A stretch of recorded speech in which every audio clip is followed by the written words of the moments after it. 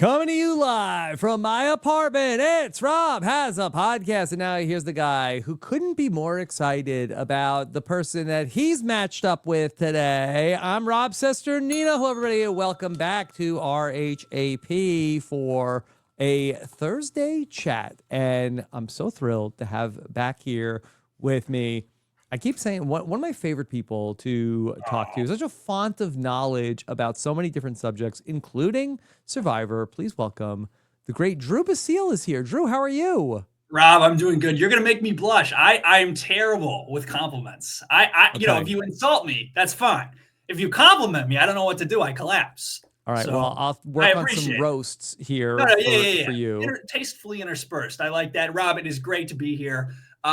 This is kind of a cathartic moment for me to be on the Rob Cesternino, Rob Has a Podcast show, because I have so much, I have so many thoughts about Survivor and they're all pent up and they can't escape and nobody cares. And so now I get to, come and vent with you. It's like meeting a therapist. We do it twice a year. It's fabulous. And I'm excited for the appointment. Get ready to vent. Okay. Hopefully we will unburden you from all of your Survivor takes here today. How are you doing? I'm doing good. So I'm actually just finishing up my master's at Oxford. This is my last year here. So I've got like 2 more months, a month and a half, which is scary, Rob. I don't know about you. I don't like the tribe swap. I'm bad with change. So moving back to the U.S., starting my career, it's very uncertain. Dear viewers, if you work in media, entertainment, please hire me. It's all up in the air. But yeah, so that's going on, obviously. Yeah. What's your specialty? Like, what's your beat? My beat. So I work in literature, 20th century literature. There are a couple of ways to approach that. You can one hell of a century for literature. Great. It could be the best century for literature, if you ask me. Certainly not the 19th. Don't trifle with that. But actually, it's funny you bring that up, Rob, because just recently I was asked at Oxford to give a paper on reality television, on Survivor. At this big conference, an English conference, and they reached out and they're like, "Hey, we know you did Survivor. We know you did Jeopardy. You want to come and speak about the show?"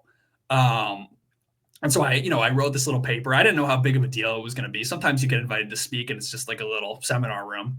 But it was this huge auditorium. And I was up there with Susie Dent, who, in America, who knows who Susie Dent is? But in the UK, Susie Dent is like, it's like the host. So I was pretty frightened. What does she host? She hosts this show called like Countdown. I think it's embarrassing. I don't even remember. I just was up there with her. But she's got like 1 million followers on Twitter. This is like, which is how in my world, you calibrate the relative importance in the media sphere. I've got like 2,000. So, I mean, this is like a 50x difference. But yeah, 500x even.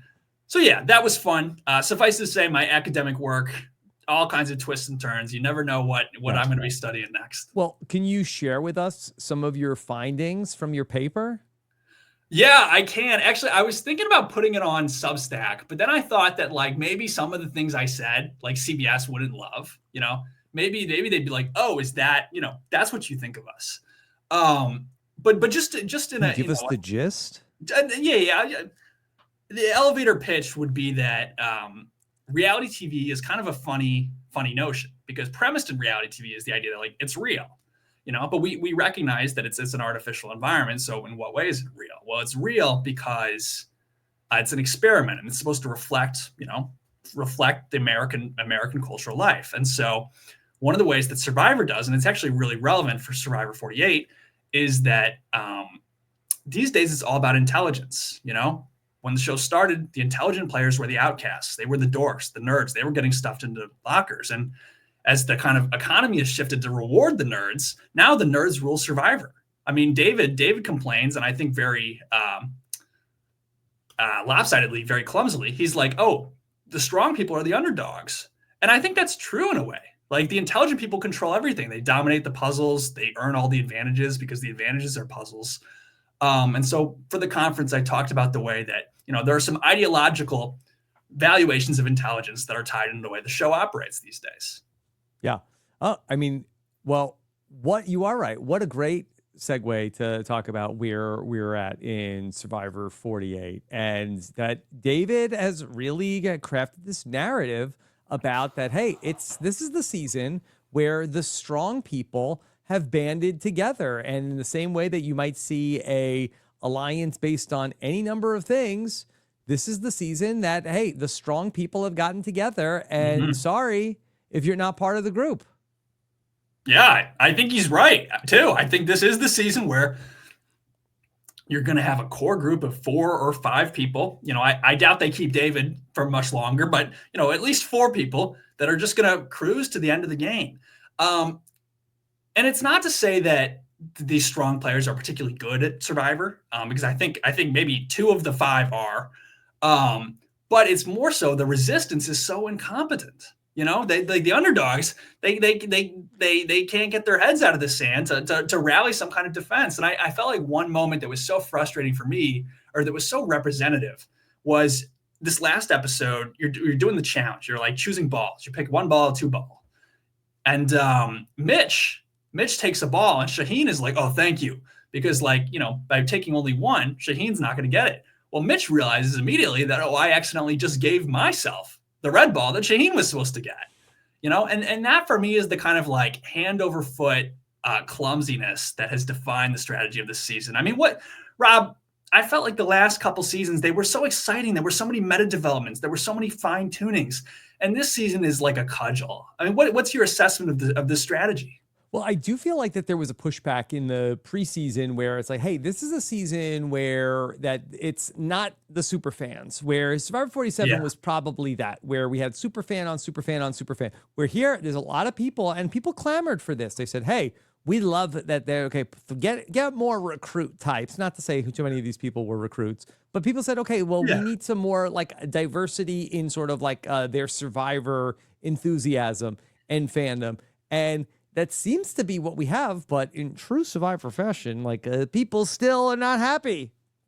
I know, the danger of something like Survivor 50 in the hands of the fans, which I'm sure we'll talk about, but the hands of the fans are slippery. They're buttery. They can't hang on to anything. They don't know really, what's going to work and what's not. And I mean, Survivor production isn't always, has some errors in this discernment, But yeah, if you want a bunch of people who don't know how to play the game, then you have to be patient as they slowly figure out how to play the game over a shortened 26-day format. Yeah.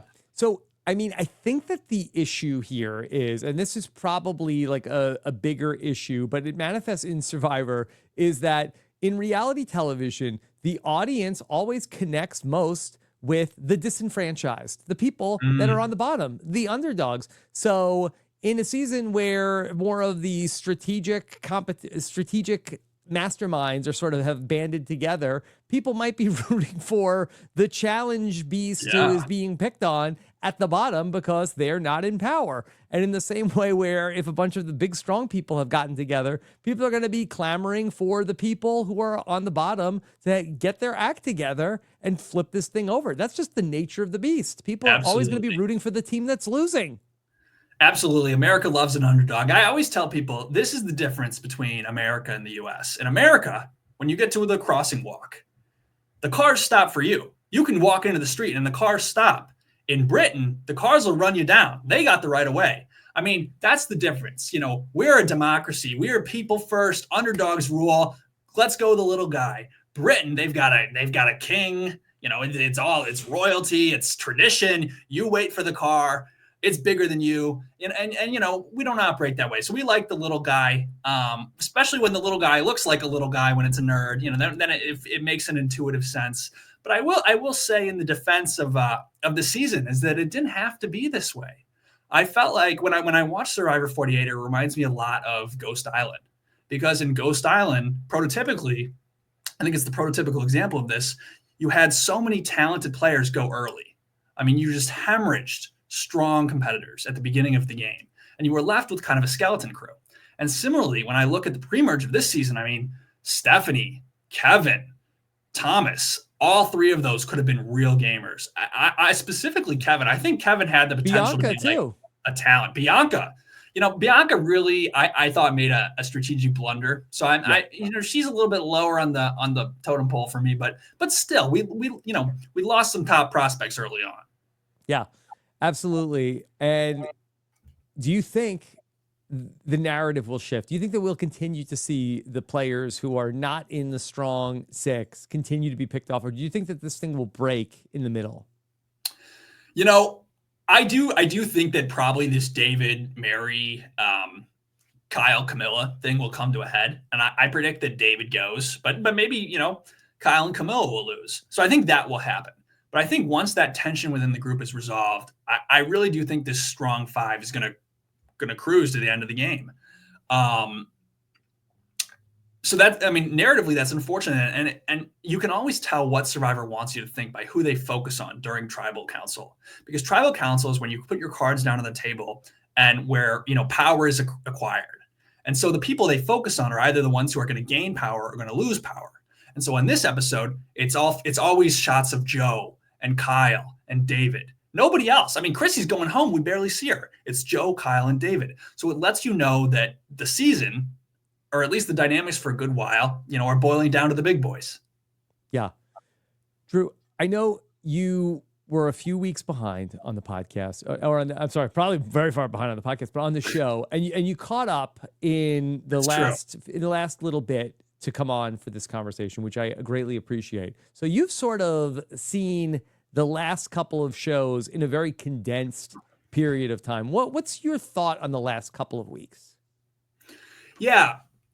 My thought on the last couple of weeks is that they're obviously slow TV, and that owes partly to the fact that the editing isn't quite as on point with 48 as it was on 47. I thought 47 was masterfully done, but it also stems to the fact that this early merge portion of the game is a natural doldrum in Modern Survivor. I mean, it's slow, and I think more controversially, the finale is really slow in Modern Survivor.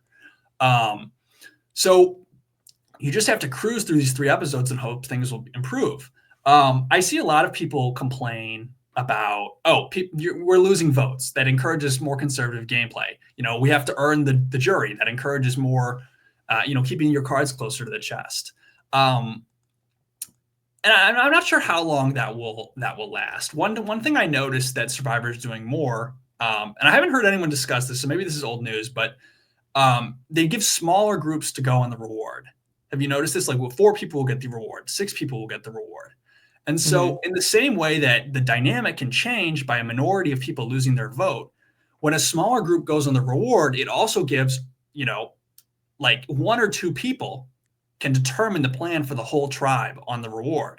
Whereas previously that plan never would have gotten off the ground if they had all gone together, if they had all been sitting at camp. Yeah. So Survivor's trying its best, I think, to like alleviate this natural lull in the game. But I mean, we've been stuck in it. I think it's something that's interesting. And as somebody who lived through the new era, I don't know how this impacts what's happening on the show, but at this point in the early merge, it's been 3 weeks of the show, but for the players that I think it's only been really, I don't know if the last 2 episodes have been 2 days of the split tribal council. And then this episode where we broke off everybody into these groups, and then we go to another tribal council. Is part of the issue here is just that like there's not enough stuff happening in the course of like 24 hours to fill out 90 minutes of, the twists and turns. Totally. I mean, that is a big part of it. And Survivors tries to solve that by inserting these little sideshows, like, we're going to put balls into the holes. And then, that's like 10 minutes. Okay, we've got that blocked. But I think that the real solution is that, if you put everyone together on the beach, all interacting, things are going to happen. Content will be produced. Who knows where it comes from, but content appears. And so, I think that number one, you're pinched on time. But we've had in the new era, we've had some good merges. Like, I felt like the Survivor 45 merge episode was great, and maybe that's a little biased, but I felt like with Caleb hitting the shot in the dark. Yeah, the split tribal was exciting. But I mean, if you reconcile with the fact that you're dealing with less time due to budgetary reasons or whatever, you need to keep everyone together and make sure as much interaction is happening as possible. Is my sense. Yeah. All right, well, let's talk about how this all came together, this vote, where that you had David and Mary saying that they felt like, okay, Camilla is the problem because she's with Shaheen, and we can't trust Shaheen if Camilla is still in the game. Yeah. Kyle obviously didn't like that. There was also the threat of Chrissy, who had been throwing Joe's name out there at the previous tribal council. Suicidally. Yeah. This was like classic Survivor though to me. I mean, I felt like that Chrissy was like went like full Sierra Easton of like, it's been a minute since we had like the character who is like getting voted out, but like, hey, nobody here is playing. Come on, let's go. Like, it never goes well for that person, but I feel like it's been a minute since we had that. Yeah, I mean, because the obvious point is that like, oh, people are playing, they're just not playing with me. Like that's obviously the conclusion. So when they start to play with you, you're going home. Chrissy was so sad because she's like, if we were all just gonna like sit around and not do anything, I could have just watched from home. I felt like Chrissy was like playing from home. She's just narrating like she would to, her kids on the couch. Like, why aren't they paying attention to the big guys? Telling it to the big guys. I thought it was just insane. Whereas Sierra Easton is at least trying to stir the pot. Chrissy was just like a, stream of consciousness. It was hard to fathom. I got sidetracked by that, but because it was just so crazy. What was the original question, Rob? So I just wanted to get your take on how this big group ultimately came to this decision, because it seemed as though Joe had to sort of broker, okay, here's what the group is going to do. Yeah, it does seem like that. And there were a lot of weird miscommunications this episode. Like maybe I'm crazy, Rob, but the last episode, didn't Camilla try and throw Shaheen under the bus to David? Yes. Right? Yes. Didn't that and let's not forget, that wasn't a week ago. That was like 12 hours ago. Yes. So David has really flown the coop. But Mary didn't see that. So for whatever reason, Mary feels like that Shaheen and Camilla are really onto something. And Mary's calling this, sometimes you get an idea and you're like, should I say this? But you ever meet a couple where it's like, the boyfriend just does whatever the girlfriend, says. Sure. The girlfriend, he's whipped, so to speak. Mary is just calling the shots in this duo, and David's like, oh, it's a 6 now. Mary and I are an item. It's a 6, obviously. How could it not be? We're buying a house together. It was just crazy. I watched a RHAP podcast of Brian Cohen sent me a TikTok of like this girls' friends group that was like very dramatic, of like one of the girls in the friends group said like, hey, for dinner tonight, add another person to the reservation that my boyfriend is coming. And all the rest of the people in the friend group like, can you believe what she's doing? Can you believe I don't want to go to dinner with her friend? And they said, oh, I called the restaurant. They said that they can't accommodate another person at the table. And the girl's like, no, I just called the restaurant. They said that they could. And so, yeah, David's just like adding his +1. It really felt like that on the episode. Honest to God, I don't know. David is an enigma. It's hard to tell what he thinks and what's going on. As for the result, I agree with your assessment. Joe had to kind of just put, his finger on the scale and say, this is the way we're going. Yeah. I think Eva is kind of, a loyal soldier, even though she's keeping this information secret, supposedly. For now, supposedly. Yeah, supposedly. Let her cook, right? Yeah. But, okay, I want to go back to in Survivor 45, of course, you were part of the maybe most successful tribal alliance of the new era. Is that, it didn't go as great for you ultimately, but, maybe I'm delusional or delulu, as they say. But I think Reeba probably was the strongest. I think that's fair to say. And so did you all ever have a point where, okay, that two people are really hot in going in different directions about here's the move that we need to make next? I always felt like the group was very unified. And I felt like pretty united on what needed to happen. The only moment where there was ever a little bit of tension, I would say, was Kelly. And the reason why Kelly had to go was because Dee and Kelly were so close. And so Austin and I were worried that we would lose a number. And additionally, Julie thought that with Kelly gone, that spot would open up for her and Bruce. Obviously, this was not for the best for Dee, but, still worked out. you have to look at the fact that we have this tight group, and by pledging obeisance and loyalty to the group, I can make it to the end of the game. Yeah. And that's the kind of calculation that that Kyle and David were faced with. But I really looked at Joe as kind of like the patriarch of this group, of the person who sort of said like, all right, everybody, this is what we're doing. It's done. Like, was there that person in Reeba who's ultimately saying, all right, end of discussion. This is what's happening? No, definitely not. I mean, the thing about Reeba is that it never really got to that point because we all saw ourselves going to the end of the game as a pair. Mm-hmm. And the dynamics were so simplified. And we knew it was us four, and then Emily would vote with the boys. And we were facing a unified enemy. And so it didn't really matter, in which order they went. They should go in hierarchy from most capable of resisting us to least. Yeah. And so there was no need to plan for a surprise factor. And so as a result, we never had that kind of internal power structure that I think marks a lot of strong alliances. So I'm sorry to give you the not juicy answer, Rob. I'm just interested to see, how these decisions get made. If you want my assessment, honestly, of the internal dynamics of Reeba, I felt like I probably was the most active strategically, or pushy strategically even. And I felt that Austin and I almost always agreed on what the right move was. So that, that was an easy pairing. Julie, a lot of times, would have her own ideas. Like Julie was making some final threes at the merge.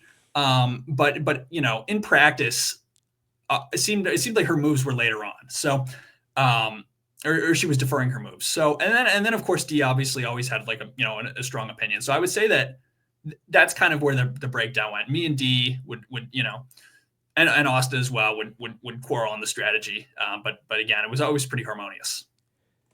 Jeff has said from the preseason, this is a season of partnerships, and we certainly have seen that play out where we have a few very prominent pairs in the season. Of course, Joe and Eva, that's well known to everybody. Of course, now David and Mary have emerged, but Kyle and Camilla are the secret pair that I would love if you could sort of just like contrast. I feel like that the show has really given us I don't think that the winner will be David or Mary, but I kind of feel like that the winner will either be from the pair of Joe and Eva or Kyle and Camilla, the very public pair versus the very private secret pair. That's good. That's good. I mean, first of all, this pair theme is common. Like the pair theme has been going on since like 43, 44.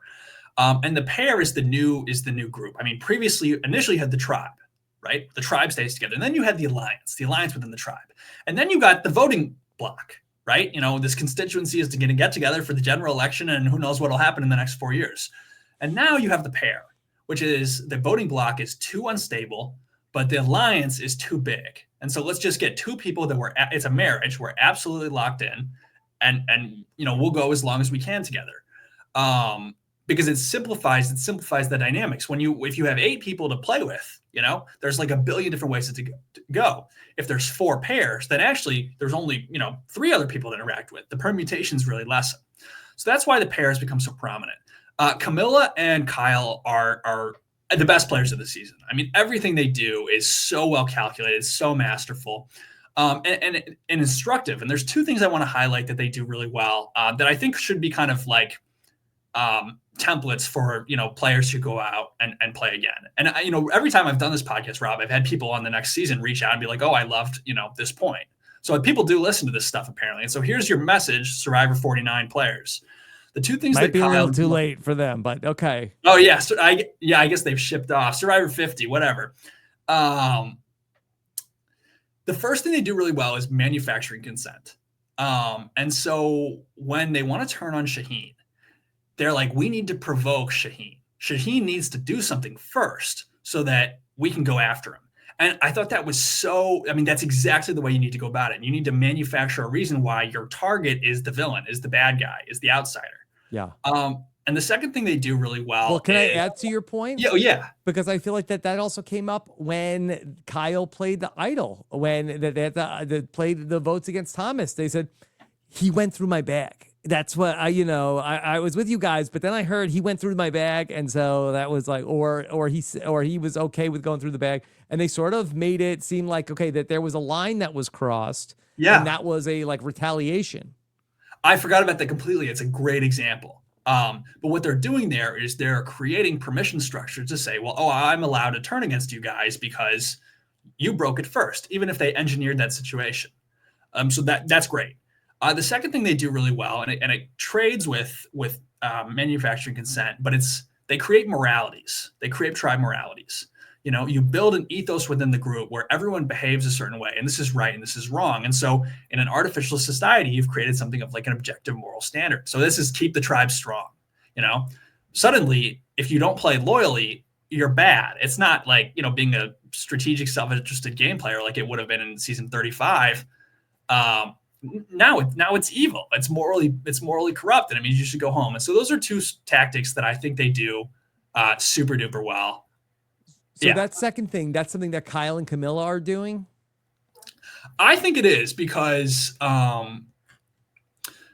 notice the way that they ostracize Shaheen and David to Joe and Eva, and even to other players out there. They always, and Camilla to the minority and Kyle to the majority. They're like, oh, we're with you guys, but these guys are wild cards. They're sneaky. That's not who we are, right? Mm-hmm. That's not who you want to play with. I mean, it's buying into this moral ethos that guides this tribe and that we as viewers find so frustrating because, don't you look at the strong five, Robin, they're like, they're sanctimonious, Yes. They think they're so right. They can't see their hypocrisy. It's because they've created a moral culture within the tribe. And that's hard to do. It's really hard to do. So I think Kyle and Camilla get some credit for doing that. Yeah.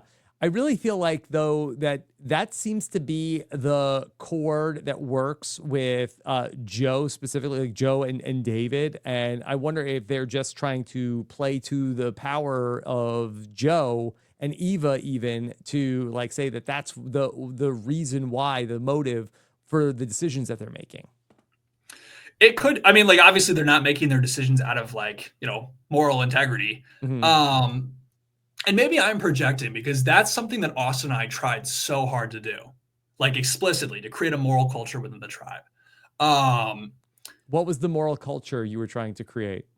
The moral culture was no advantages, that advantages are evil. And that if you have an advantage, it doesn't matter who you are, you need to go home, which was ironic because we had most of the advantages. Yeah. But there's always some hypocrisy in the idea of creating the moral. It's always like, the big alliance is like, hey, anybody who flips, like that is a horrible person. Yeah, exactly. So like, yes, I mean, if you're selling something, you got to have a ready buyer. Joe and Eva are definitely the ready buyers. But I wouldn't credit the emergence of this kind of like ethos or vibe just to Joe and Eva, because it didn't exist on original Logi. So your thesis about, okay, the pairs are, the new voting blocks, the new alliances. Do you think that any part of that is the expediency of the new era, in that if I have a 39-day game and I have 3 days in between tribal council, I have sort of the downtime to sort of manage an alliance. But in this new era where, maybe I'm having more and more 24-hour episode cycles of like, okay, I wake up in the morning, I do a challenge, we're out all day, I got 45 minutes to plot before tribal council. Maybe a duo is all I can manage. Yeah, this is a point that I feel like Stephen Fishback makes oftentimes when I talk with him. And I resist in your offline conversations. Well, yeah, when we talked online, but I'm sure he says it to you. Maybe he doesn't. Maybe this is not a Fishback, specialty. Maybe. Hey, who knows? Anyway, so Rob is saying, at least in this conversation, but I disagree with it because as soon as they switched to a 26-day season, they went from no alliances, voting blocks, to reemerging alliances. Right? Like, I don't think it's a hyperbole to say that in some of those, like, big moves era, mid-30s seasons, there were no alliances. Like, there were no alliances that lasted longer than an episode or two. I mean, that's over. Gameplay is more loyal today, even though the game is 2/3 of the length. Yeah. I'm just trying to think that all through. So you what you're saying is that towards the end of the 30s that the alliances sort of fell by the wayside in terms of like in favor of voting blocks or worse, but we have a more loyal game consisting of pairs of pairs. Is that fair to say, of that maybe people are like, okay, I can manage my pair and then our pair will link up with another pair? Well, it comes down to almost like network theory, which I'm not going to explain, but the basic gist is, you bond with somebody, you have a tight two, and then when everyone is in a two, or when a lot of people are, the possibilities of the game simplify. Like a beach with 10 people on it has the strategic dynamics of a beach with like 5 people on it. So it's a lot easier to organize yourselves, and the combinations that result are more durable because it's not like, you're not dealing with a billion other possibilities and alliances that are going to slip through. And so that's why I think sometimes the strategic aspects are simplified in the new era, and also why alliances seem more durable, in my opinion. That's my pitch. Is there more safety in a known pair as opposed to a hidden pair like Kyle and Camilla? I intuitively, Rob, like you would say a secret pair is better, right? Wouldn't that be your right? But it doesn't seem to be the case. Yeah, because it seems like that, hey, I can't go after Eva. Joe's going to get mad. I can't go after Joe. Eva's going to be pissed. Exactly. But like, Camilla doesn't have anybody. We could take her out. She's easy pickings. She could get a partner, and that could be bad. So we have to take her out now. Exactly. And I thought it was amazing because if I had been out there on this in Kyle's shoes or Camilla's shoes, I would have tried to vote David out. That would have been my move. Mm-hmm. I would have gone to Shaheen and say, this guy is trouble. Mary is like somehow invaded our core 5. One of them needs to go. But they didn't, because even though Mary and David, we don't agree with them and they're causing all this trouble, they're a pair. And so they have this protection. And so, I mean, that's really unusual, because it defies every like logic of like, oh, they're voting together, they should be a target. It's a good point that you bring up about Shaheen in all this. Does Shaheen find out that the reason that we're targeting Camilla here at this vote is because Mary feels like that Shaheen and Camilla have like some kind of close relationship, some sort of like bond that's forming, and that's the reason why we're targeting Camilla? We didn't hear from Shaheen at all, did we? But he's a pretty key stakeholder in all this, that you would think that, like, I don't know how that they, he knew that they were going to vote for Camilla, seemingly. Yeah. Like, right? He must have been in those conversations. Yeah, no, he must have been. And it was very unusual the way they're editing him, because I don't think Shaheen can win. And I felt like this episode was damning for him, because in the preview, he's like, as long as I have like, power, I should be okay. And then the beginning of the episode is all about how bad his reads are. So like evidently he has no power, and he's totally bracketed from the power making decisions. So I feel like the message is that Shaheen is this teeny type player who should be good but isn't. Yeah. And I feel like that Shaheen's game seems to be that like we saw him talking to Say, we saw him talk. We've seen him with Star. We've seen him potentially like talking to Camilla. Like, it seems like he is trying to gather up the people that are at the bottom to potentially build like this. And Steven used to make fun of me because I felt like that I was, projecting that Romeo could be that person in season 42. I'm like, watch out for Romeo, because there's Chanel, there's Tori, there's Marianne, there's all these people at the bottom. Romeo could do it. He could pick up Romeo's army. And I'm starting to see Shaheen in that same way of like, could he be the person who gets together Mitch, Star, and maybe at this point, I don't know who else is left at the bottom. Maybe Kyle and Camilla, and that's it's thinning out at the bottom. Mary would have been a good number for him, but it seems like that ship has sailed. But we're down to 9, so like it's like, can Kyle and Camilla, and Kyle says he doesn't really trust Shaheen, so it doesn't seem like that's a fit. No, yeah, it doesn't at all. To me, Shaheen is somebody with very few options strategically. It feels like everyone has kind of made their plans, and he's just left over. Mm-hmm. And so he's almost like the opposite of Joe, because everyone's plans need Joe. And that's for a number of reasons. And one of the major one is the minority group is so incompetent that you can't trust them. They're not reliable votes. And so Joe, in contrast, is highly reliable. He's very steady. He does what he says. You can predict him. And so everyone needs to work with him. In contrast, Shaheen doesn't have really these incentives to work with, and so he's kind of just going to float along. So to get back to your original point, though, I have no idea what his sense of the vote was. I mean, it's a total mystery. I felt like with this vote, I don't know what you thought, Rob, but it was as if the tribal council had been from like a different episode than the episode I watched. Like all of the discussion leading up to tribal had no bearing or relevance on the tribal council. Yeah, I felt like that this was sort of like we weren't going to really highlight Chrissy in the episode, and then we kind of like let Chrissy go off at tribal council, and that was kind of her send off. Yeah. It was a very boring, 9-1 vote where I'm surprised they weren't even worried. Well, Chrissy said she didn't. I talked to her this morning. She said she didn't even think to play the shot in the dark. Nobody seemed to be that concerned about her playing a shot in the dark or an idol. Yeah, no, I mean, it was really explicable, and I don't have an explanation, which is tough because, we were supposed to be commenting, but I will say it's kind of like a difference in editing from like 47, which is where I felt like production was so on point on their game. We got all the dynamics, we got all the nuances. I mean, Operation Italy was explained with like a level of detail that is rare in Survivor strategy. And this episode kind of like, fly by the, I forget what the expression is, but whatever, like we'll show you some fun parts. We'll show you Joe's going to fight the gorilla. And you can piece together what happened at the end. So it was a little disappointing.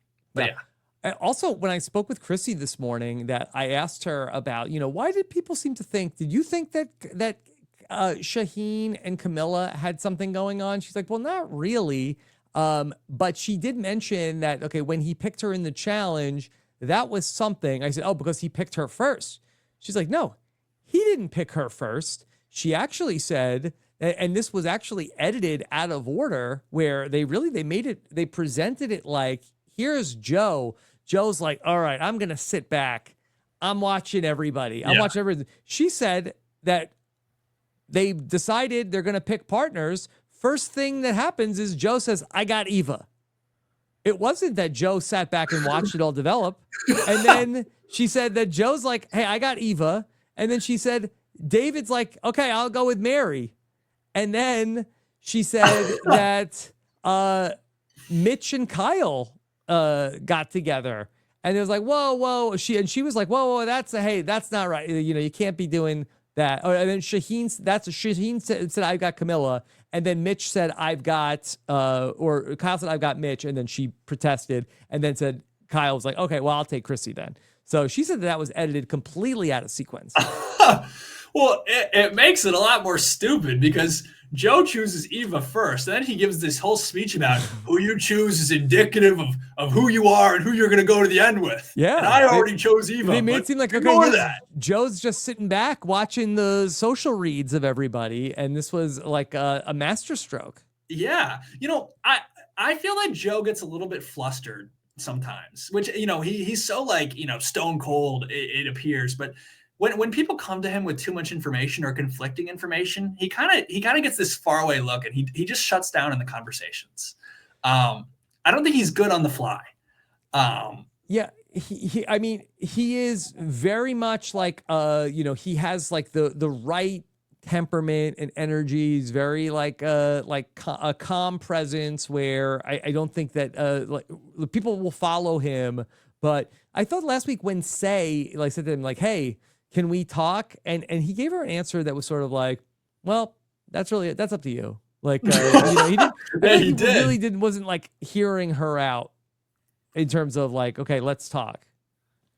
Yeah, I know. And it does make me wonder a little bit, are Joe and Eva actually jury threats? Which seems insane, but I don't think Eva can win the jury, just based on her interactions with the group and the way they treat her.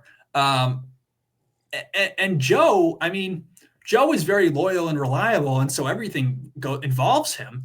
But it doesn't seem necessarily like he has that much like strategic initiative. He's just all the point in the road, the crossroads where everything leads through. And so it'll be interesting to see as the game develops, and like Joe has to kind of take a more active role, how that goes, because that interaction with Say is kind of like maybe an early indicator that he might not be perfect at it.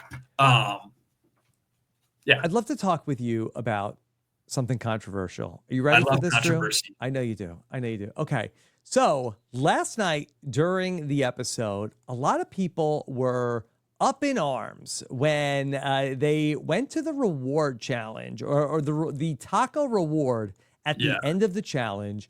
And it was shown on television that the players had a placard of where to sit at their reward. And we see from left to right, here is Eva and Joe and David and Mary. And then the idol, or the clue to the idol, is placed in the tortillas, which Oh my are God. only in front of Eva, where if Mary wanted a tortilla, she would either have to walk like 10 feet over to where Eva's setup is, or pass the ball across the room. So the idol clue or the advantage clue is hidden in a place where really Eva is the only person who can have access to that, barring something unforeseen happening. Yeah. And a lot of people went to online to say that this felt very rigged, that this was an advantage put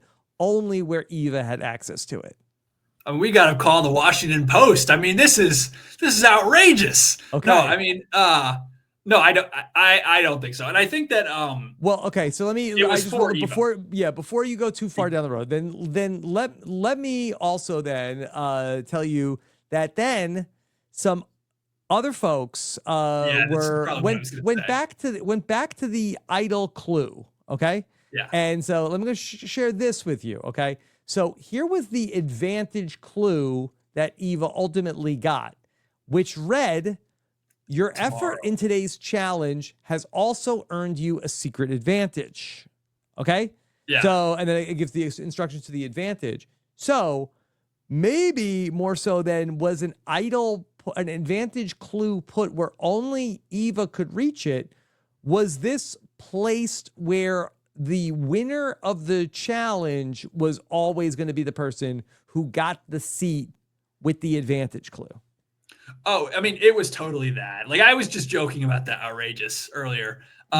Survivor is a show, especially in this day and age, which is what I was involved in, so I can speak to it, but has so much integrity, especially compared to other reality shows out there, that, I mean, the idea that they would overtly, rig something like that because they like Eva is, in my opinion, absurd. They've gotten so many winners they hate in the last 10 years that like, they if they're doing that, they're probably pretty shit at it. So no, but so obviously the real contention is like, is it good gameplay to reward somebody already winning immunity with another advantage? Right. Yeah. So I think that's the explanation that makes sense in terms of, okay, the clue says, okay, for your effort in the reward. Okay. But this does feel different of that you not only win this immunity, you also go on reward and you also get a secret advantage. That's a lot for winning one challenge, right? It is a lot for winning a challenge. And I will say the advantage is probably going to be a tchotchke. Like, it's probably going to be like safety without power. Oh, goody. Or an extra vote. Like, great. So, I mean, it's not as if Eva's going to get the Tyler Perry idol. But then the other point is that, I mean, Survivor's always been kind of like the rich get richer. They used to hide the clues and advantages and stuff in reward kits. Yeah. Right. And so that's a situation where you win the tribe or the challenge. So the other team is demoralized. Then you get equipment to get food, which on a 39-day season is way more important than a 26-day season. That food makes all the difference, especially in a longer pre-merge. So the only difference is, okay, you didn't win immunity, but sometimes you even won immunity with the reward that had the clue hidden in it. So is this really all that different than the way it used to be? I don't know. I'm not convinced, Rob. So to me, I feel like that this seems different in that where a tribe wins a reward, and inside the tribal reward where, 7 people, 8 people have access to a toolbox and one person is going to get the advantage clue, might cause the whole tribe to start fighting. Here in this instance, The person who wins the challenge also gets, it's not even like that the group that goes to it, there's a 1 in 4 chance that it just seems like so much where that the person who won the challenge also gets, and yeah, I guess, how is that less fair than Rachel like bidding on the right auction item and getting an advantage? So I don't know. It feels too much to me, but I can't really argue about why I don't like it so much other than it hasn't been this way in the past. Well, I mean, the reason why we don't like it is that there is this fundamental belief that like Survivor should be equitable, that everyone is starting from a fair playing field. For writing my paper, which is very eggheady, I won't get into it, but I read this old quote from a CBS executive, and he was describing their attitude on game shows in the 1950s. And the CBS executive explained, it's really simple. Americans believe, quote, we're all the same and we're all smart. So there's this, which I thought was a pretty crazy thing to say, but there's this belief that like we're all smart and we're all the same and anyone could win Survivor and we're all going to be out here and giving it our best. And so when there are gameplay aspects that really weight towards somebody, it feels like a betrayal of the show. But the show also recently has been focusing on luck. Luck has become like an explicit theme. And I think on my season, it was like one of the first jury questions. Like, how did you get lucky to be here? I think Kelly asked that. I mean, the show never would have aired that back in the 2000s, where the winner was supposed to, but now they're into luck. And so if it's a situation where like the rich get richer, maybe that ties into the show's new ethos, which is, it's luck, it's a lottery, anything could happen. And maybe us as older fans are like, well, that's not how it should be. It should be an even playing field. I don't know. Yeah. I do think that there's a lot of interesting things there where the show, I do feel like has always been, and I feel like that Suri was the person that sort of like really encapsulated that they always presented Suri, even though she was one of the greatest game players, cutthroat Survivor contestant, as, hey, she got up off the couch. If she could do it, anybody could do it. This could be you. Even now, hey, tell your mom, apply. The idea of like, hey, the strong people are fighting back does seem to fly in the face of that, of like, hey, we are going to, dominate the game with our muscle and our physical acumen, and we're taking the game back. I guess, does luck sort of function as the great equalizer to that? But if that's the case, then you can't make the people who are dominating the challenges also the people who are getting lucky. No, yeah. I mean, that's a good point. I'm not sure luck does count as like the great equalizer. I mean, maybe they want it to, but when you look at like how it's pitched, like Suri is the regular person who got off the couch. I mean, a lot of the messaging these days is like, that was hard. Think you could do it. Think you could manage. Not everyone can. Do you think you're the one who could do it? And so it's not like anyone can play Survivor. It's like, anyone could have the abilities to be a survivor, right? Like I explained that poorly. It's not like everyone can go play Survivor. It's like maybe you have the abilities, the secret abilities to go play Survivor, to go last it out. I don't know. That's my impression. It seems like casting has kind of switched from like, we're going to get the ordinary American to like, we're going to find truly exceptional people. And maybe you're just exceptional in disguise, or maybe you're ordinary. But if you're exceptional in disguise, we'll discover that and we'll put you on the show. Yeah. But it's a little bit of luck, So I definitely feel that's a part of it. I also feel like that they really bill the show as like, hey, are you ready to come out here and have this adventure, have this experience? Yeah. And I think that they really do feel like that as storytellers, that they are telling this, life-changing experience for 18 people, more so than a game that one person outfoxed 17 other people. Whereas that, I think that used to be what the like idea of the show was. Whereas, look, anything could happen. You could lose your vote. You could, you just get totally whammied out of the game. You had no idea that came. And hey, those are the breaks on Survivor, where, I think it's much more about the experience for the the people and that they're getting something out of it and they're on this journey and growing, as opposed to, anything about winning or losing. Yeah, I think that is right. I don't know. I mean, maybe I would stand by some of the things I said previously about luck, but your point is definitely right. And I can remember when I was in casting, and maybe this craze was after your time. Maybe you had to experience it too. But James Frazier, like the hero with Joseph Campbell, excuse me. Although James Frazier is related, Joseph Campbell, hero with 10,000 faces.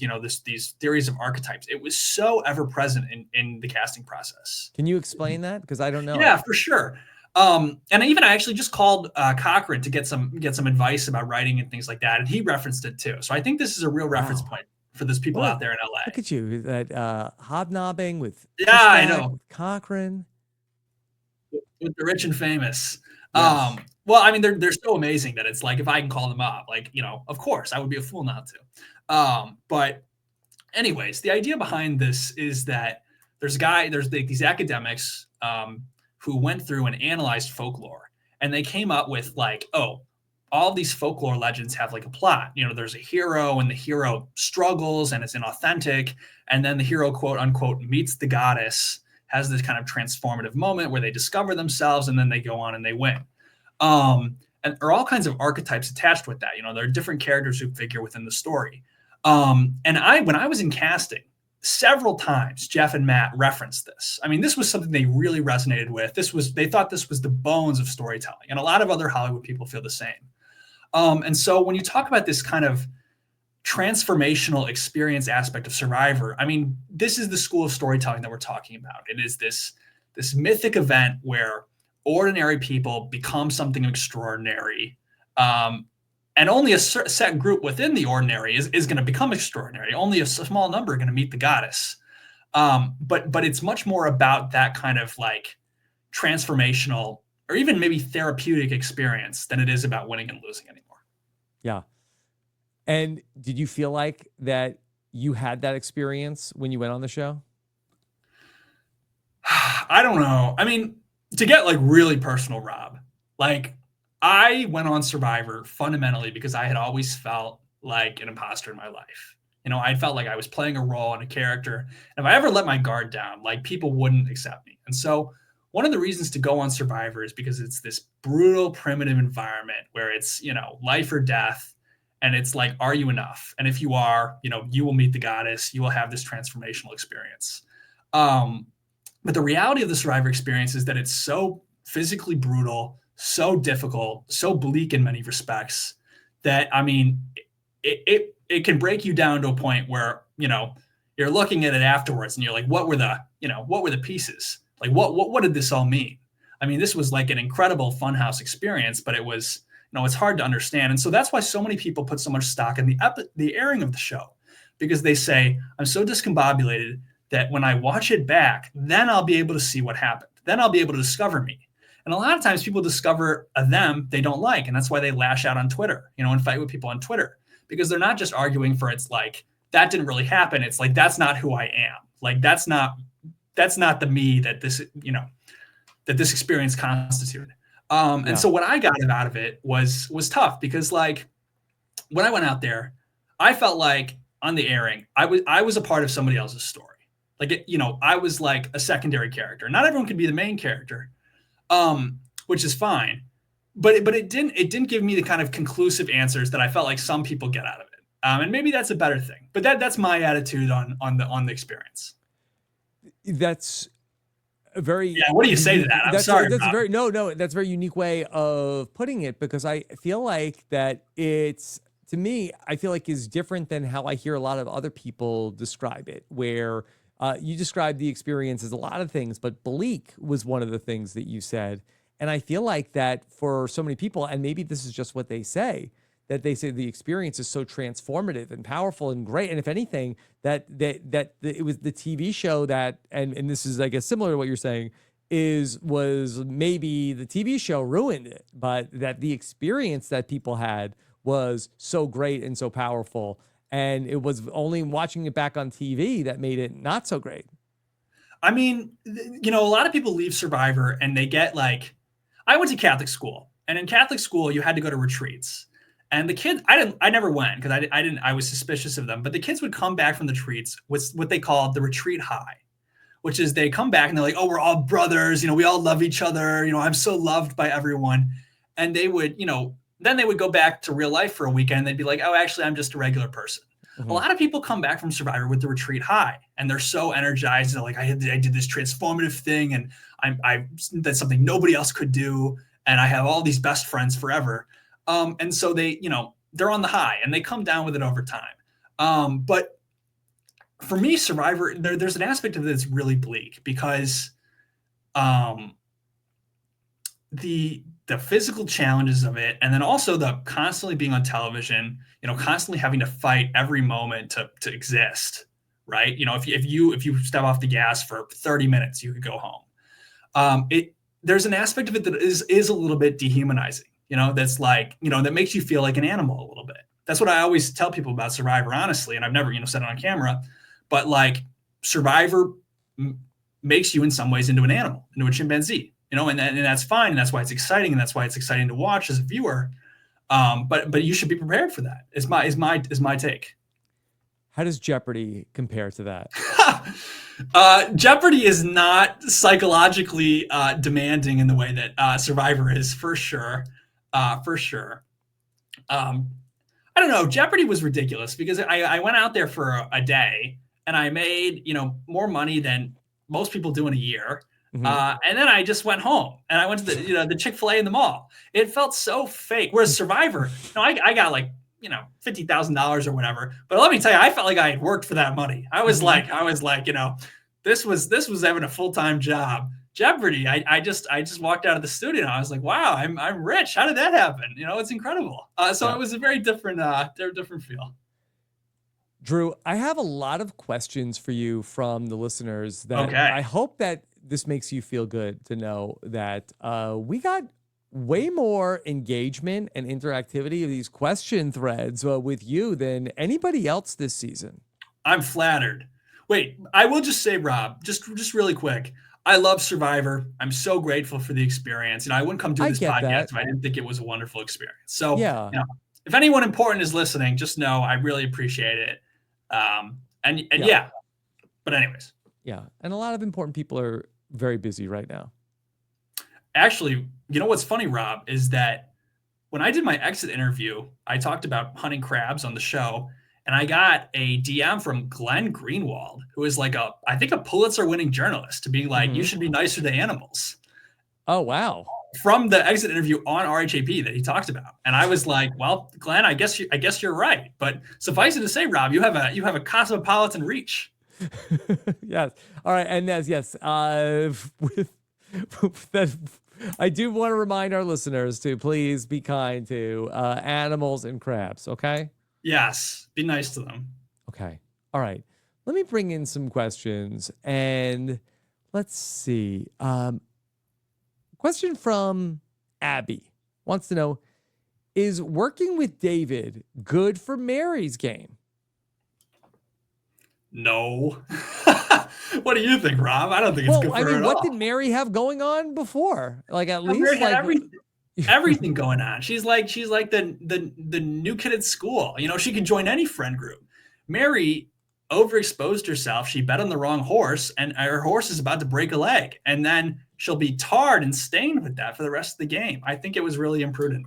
No, I kind of disagree with that. I think that if anything, Mary is the lower value target with being in a pair with David. And I do think that, look, Mary is sort of like reading the writing on the wall of like, hey, strong five, that's the alliance. And, you know, by one way or another, and we didn't really get to see how she did this, but she's got David going to bat for her and saying like, hey, if for Mary to feel comfortable, this is what we need to do. Okay. You know, for Mary to feel comfortable with one of the people that's actually in the alliance, this is what we have to do. Like, David is really sticking his neck out for Mary, and nobody else was doing that for her the whole game.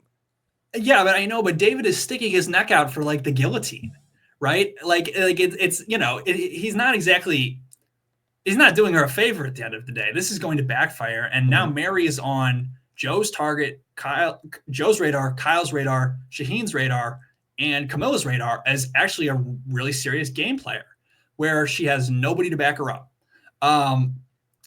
But what else did she have going on? Like it was like, better this than just be like, next on the chopping block after, Mitch or Star.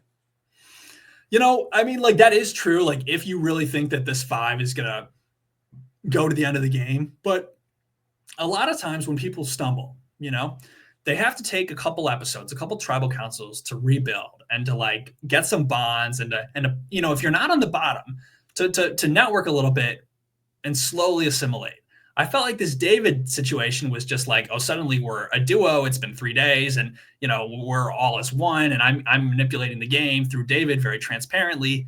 I think it was too hard, too fast. And if you are on the outside, like Mary is, you're the new kid, you don't have the connections, you need to integrate into the group in a much more deferential manner. And I felt like allying with David and making this power play didn't have the tact that was going to be required. Yeah, it's not perfect. I just feel like that she's in a better position, I feel like, than ultimately, like, even if this ultimately self-destructs the power 6 or the strong 6, like, I do think it like is more likely to get David voted out. And I don't know if the group is going to stay strong enough. Like, I kind of feel like, okay, if David goes home, the next move, I think, isn't going to be take out Mary also. Yeah, that's probably true. But do you think that by this David debacle, which I think is a debacle, maybe it's not, do you think that Mary has sabotaged her relationships with Joe and Kyle?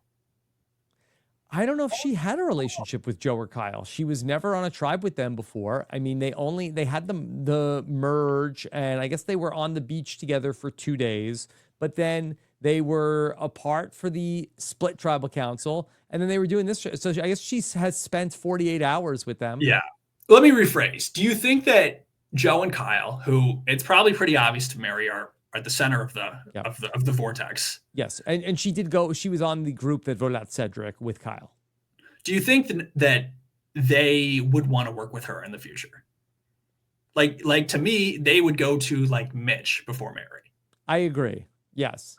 So she functionally has ostracized herself from like the 2 most important power players in the game. Yeah.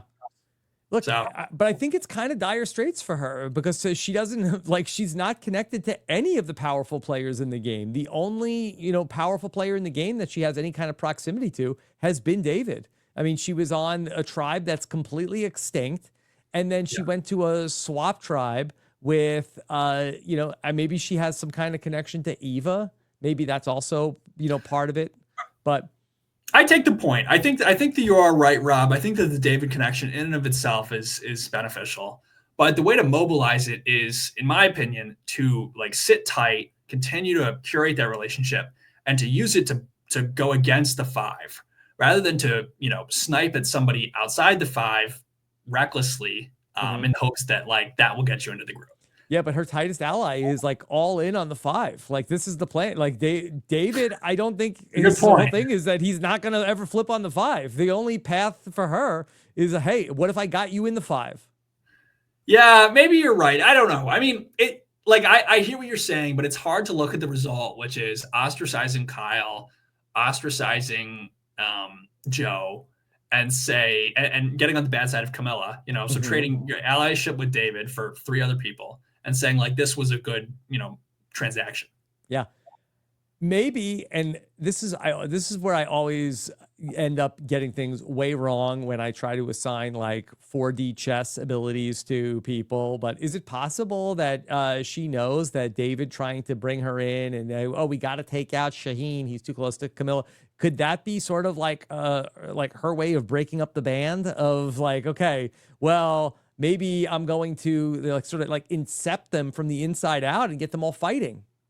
I mean, we did see her basically flame out for the entirety of the pre-merge. So I don't know if I'm ready to attribute to her masterful strategic ability. She's probably an average or above average player. Yeah. But I like Rob that you have so much hope in Mary, and I hope she surprises me. Yeah. Can I give you a theory of reality TV, Drew? Yes, Okay? I love theories of All right. reality TV. All right. So try this on. You tell me what you think. Okay. The people that get to the end on reality TV is a combination of the best players of the season and the worst players of the season. Yeah, 100%. That's totally accurate. I've always said that once you get to the merge, like the merge proper, not like they're in the merge, the hardest thing to do is to kill the goats, right? You can kill the other people, but you can't kill the goats because nobody's ever going to let you. Nobody's, they all want to go to the end. And so the goats end up being like, they have immunity because on most seasons, their spot in the final 5 is all but assured. And then, we have to make some hard decisions, but yeah, I completely agree. So yeah. Something that I personally find infuriating is that the people who made it to the end, and this is beyond Survivor. This is across all of reality TV and some shows, especially more so than Survivor, that people who are made it to the end only because they are quite bad, they often don't have the wherewithal to know, they're like, hey, I did it. It's like, yeah, because you were so bad. That's how you got to the people knew how bad you were, and that's why they didn't get rid of you. But I feel like that they really beat their chest of like, hey, I did it. I go to the end. Yeah, which first of all, even if you're a baller, if you perform well on a reality TV show and then you go back to real life and you're like, oh, I'm sick. I'm so cool. This is how I feel about some of the people who've feel really entitled about being on Survivor 50. I'm like, what did you do? You were just yourself. You didn't do anything. Because you're you, I'm not going to give you $1 million. That's not how the real world works. If you did great on a reality TV show, that's like doing good at Monopoly. So I agree with you, Rob. I completely agree with you. And the show agrees with you too. The show is very upset about it. The show is doing everything in its power to kill the goats as fast as possible. And they just won't seem to die. Yeah. Just that the people at the end of the show are going to be the people who are the very best players and also the very worst players will be the people who go all the way on these reality shows. Yeah. And the fans can label who is who. And if you're in the middle, you don't have a choice, a chance. If you're in the middle, you're going out between 7 and 10. Yeah. Forget it.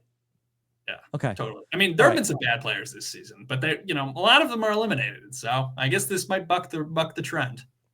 All right, Drew. A lot of people had a similar question about they want to know, do we blame the Survivor 45 playing with the boys segment on how the strong alliance got made this season? Was that sort of reinforcing this idea of hey, let's bring it back?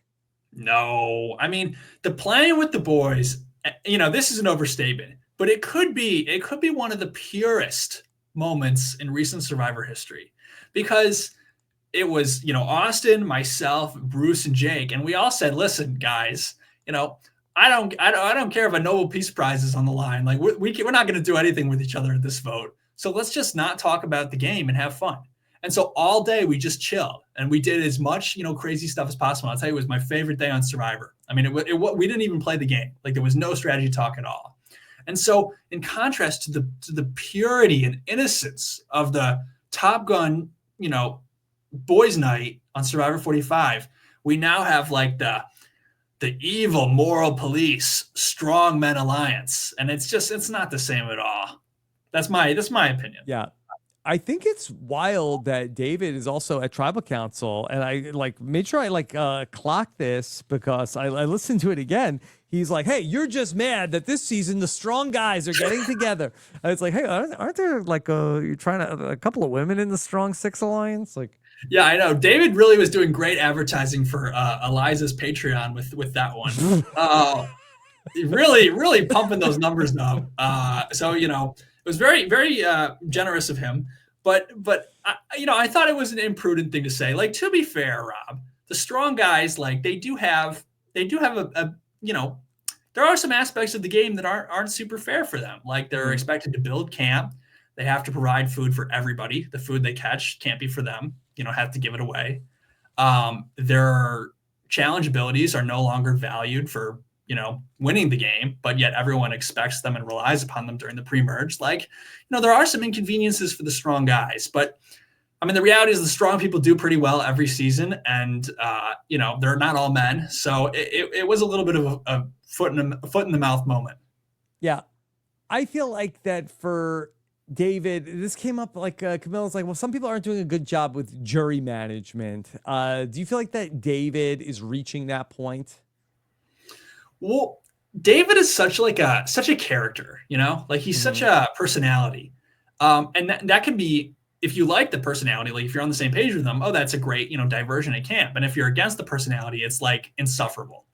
And so when David was integrated with everybody and everybody, was happy to be working with him, he was quirky, he was eccentric. Yeah. But now that people are not working with him, he's like weird and uncomfortable, and I could see him. I don't think the David is weird and uncomfortable, but it's alienated, evidently, as Camilla says. So I could see that alienating a jury. Okay. How about Bobby Hall wants to know, when you identify you're on a cult season and you're outside of the core cult, what do you do? First off, would you say that this is a cult season yet? No, this is not like Coach and South Pacific where you're totally screwed. I don't know. I mean, like your best plan is to slowly cozy up to a subset of the cult, so that they'll protect you and kind of get onto the edge of the umbrella, and pit them against the people within the group in order to win. Yeah. Which requires biding your time. Like you can't do that at 10. You have to do that at like 7 or 6 when people, are taking stock of the land and saying, okay, I've got 3 days, it's make or break. That's when you kind of have to wait for your entrance. But it's difficult. A lot of people don't have the patience for it. Chrissy certainly didn't.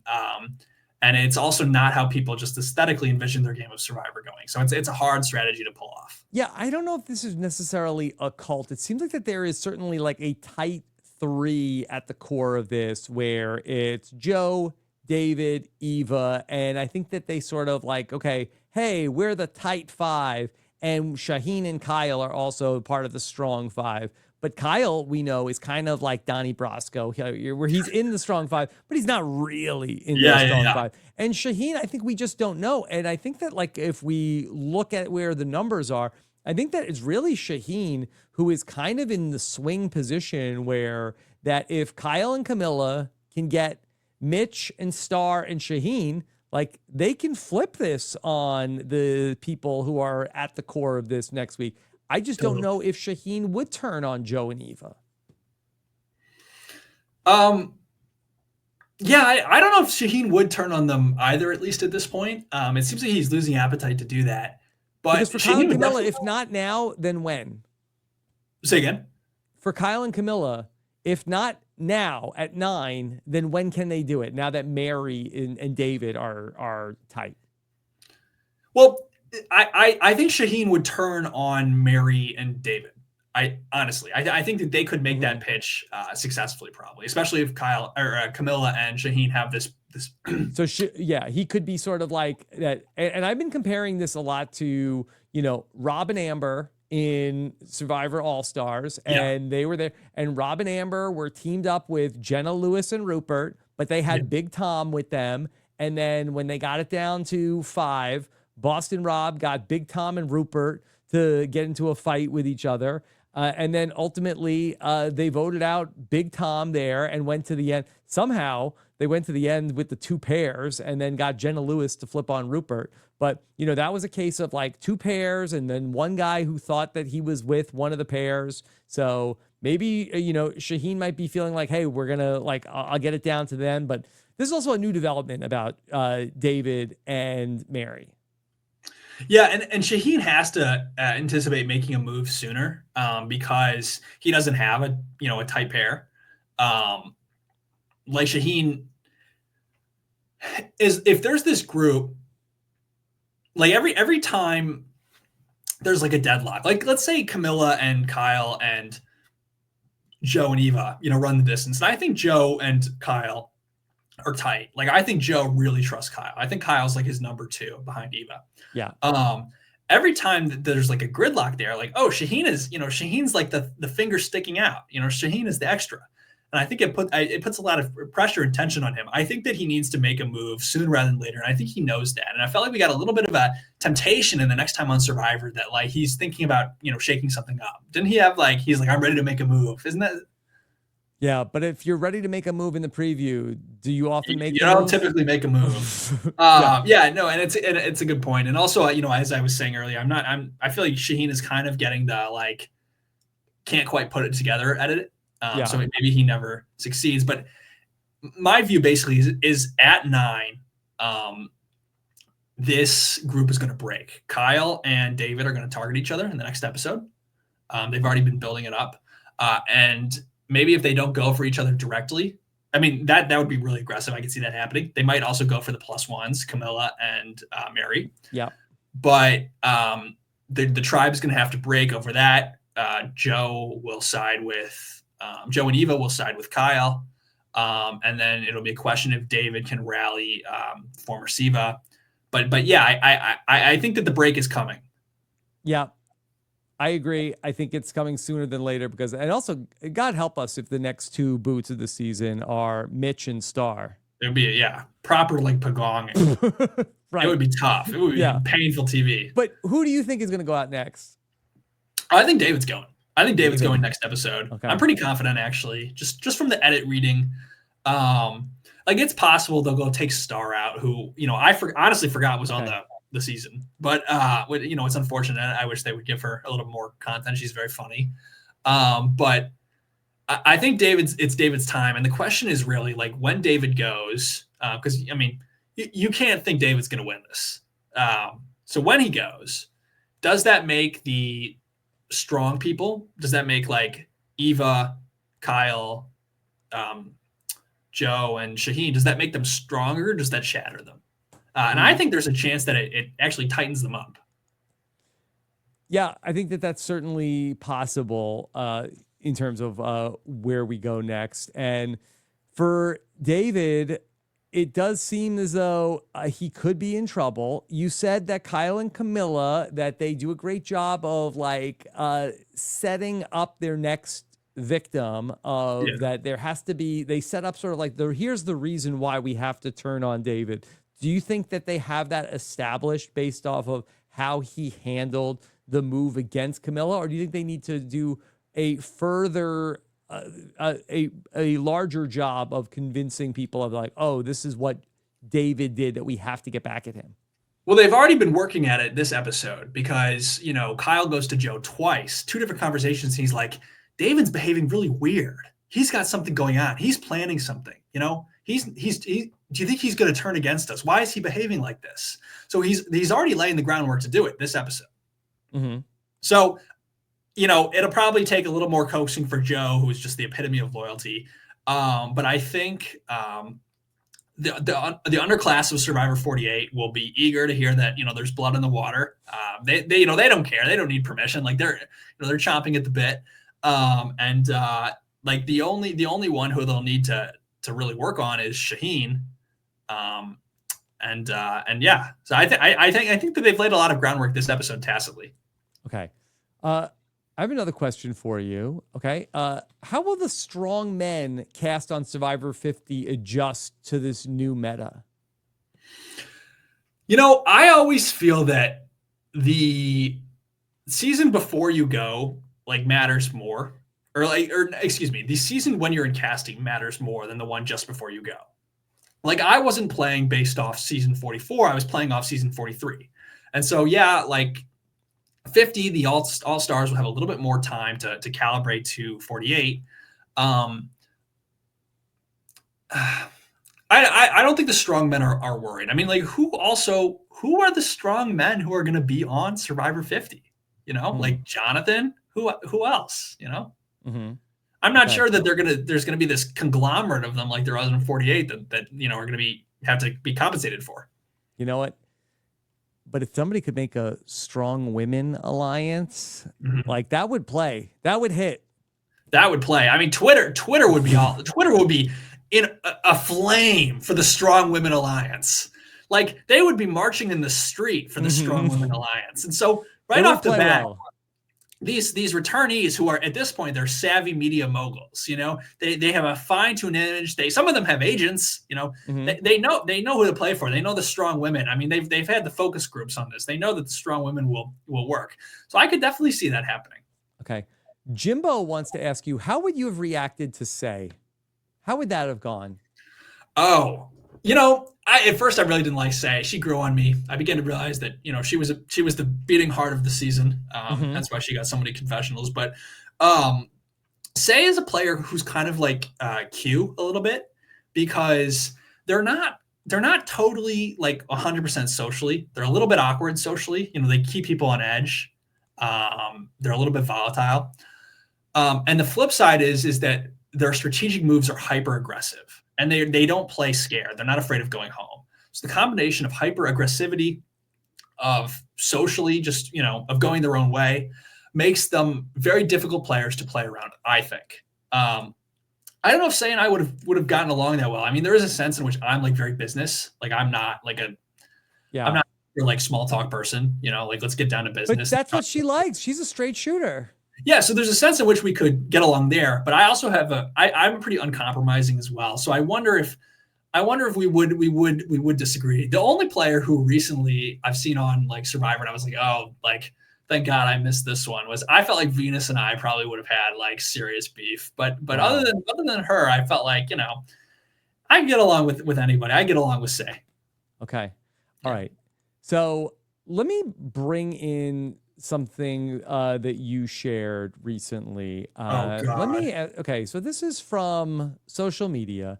Okay. You posted on March 19th, reading about Survivor for a conference talk on Friday. Was that the same conference? Yes, this was the conference.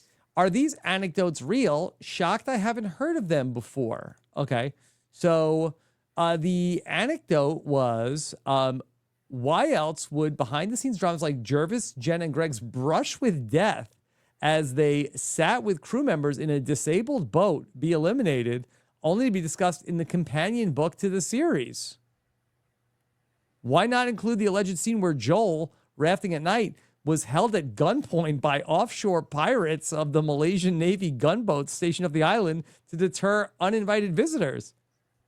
Is this true? So I had not heard about this. First off, what the hell is Joel doing going rafting at night? I don't know. That Malaysian pirates got a hold of him.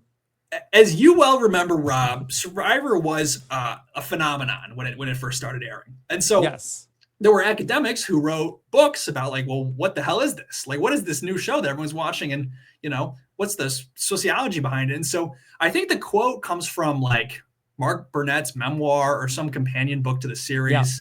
Yeah. But supposedly these were anecdotes that were circulated in the press or in promotional material for Survivor 1. I couldn't believe it. Yeah.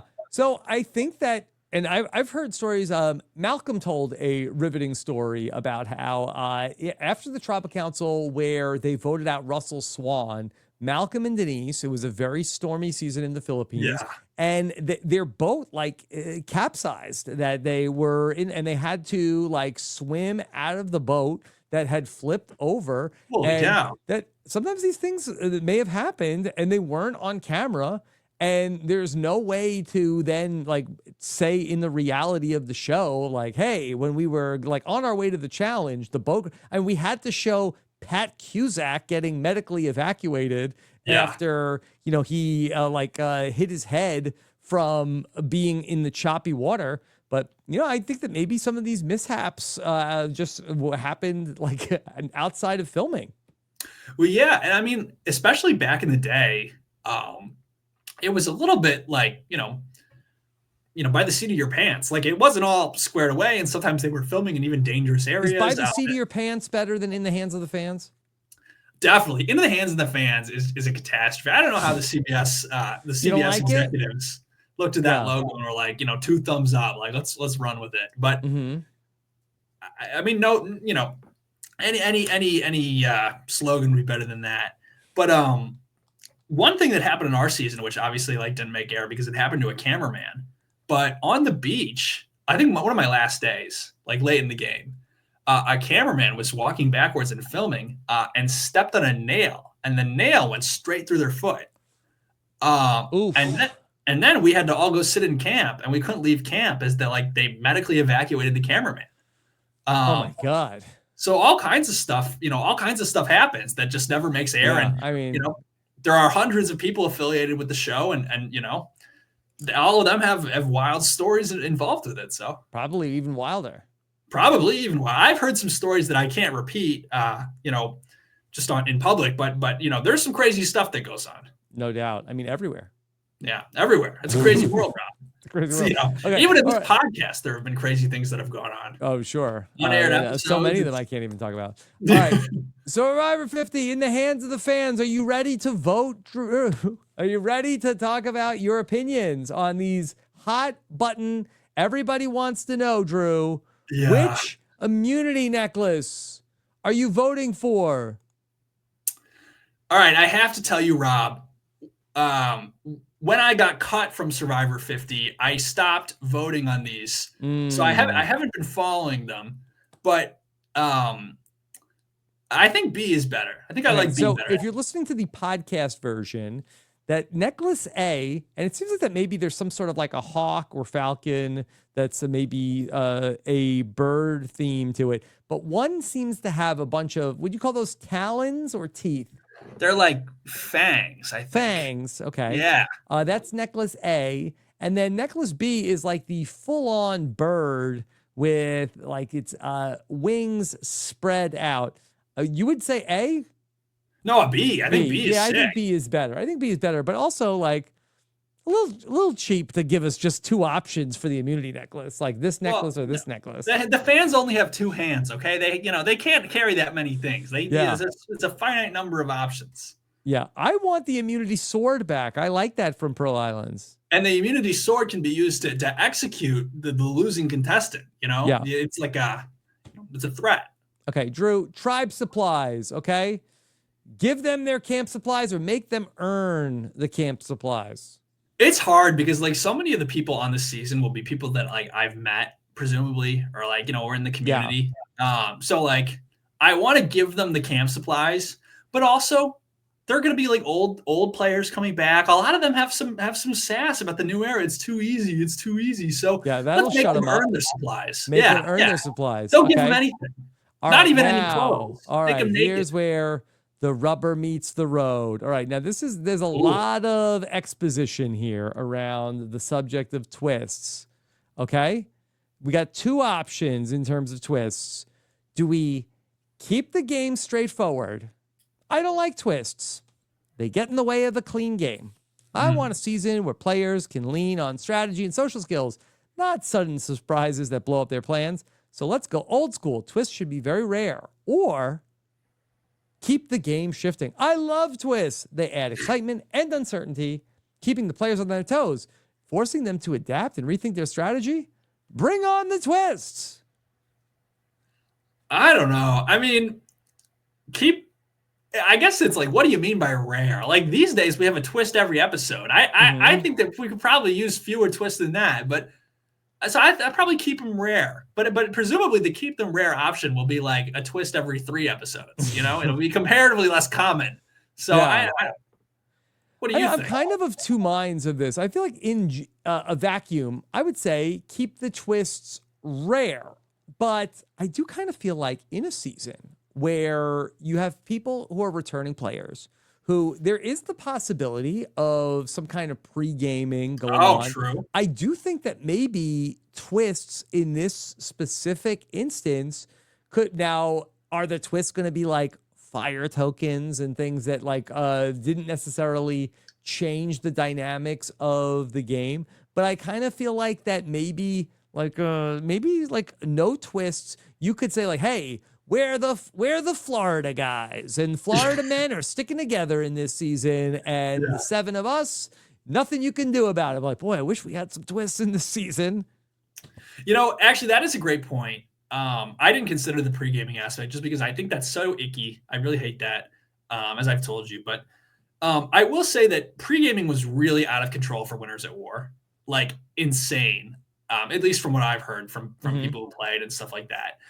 And it actually was mostly punished. Like the pre-gaming didn't work for anybody.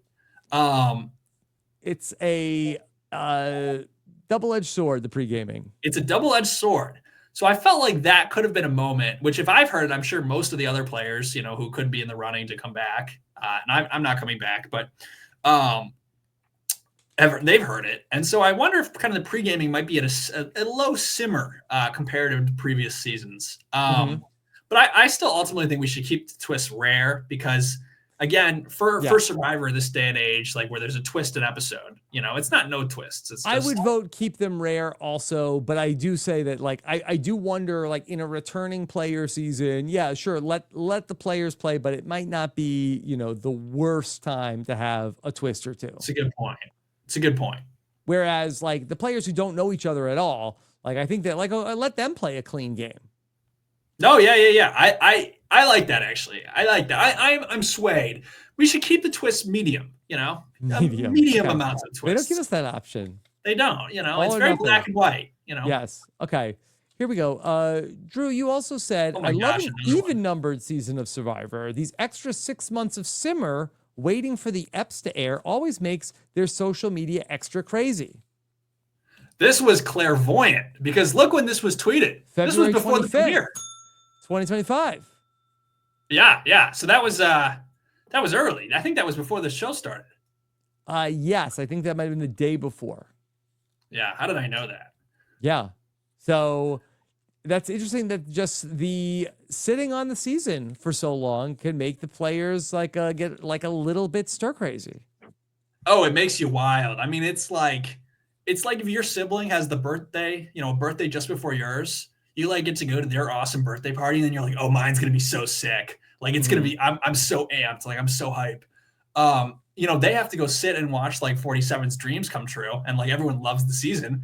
So then all these 48 people are like, oh, we're gonna be so great. Like I'm gonna be awesome. I'm gonna be just like Andy, but not Andy at the beginning, Andy at the end, and everyone's gonna love me. And obviously that doesn't happen.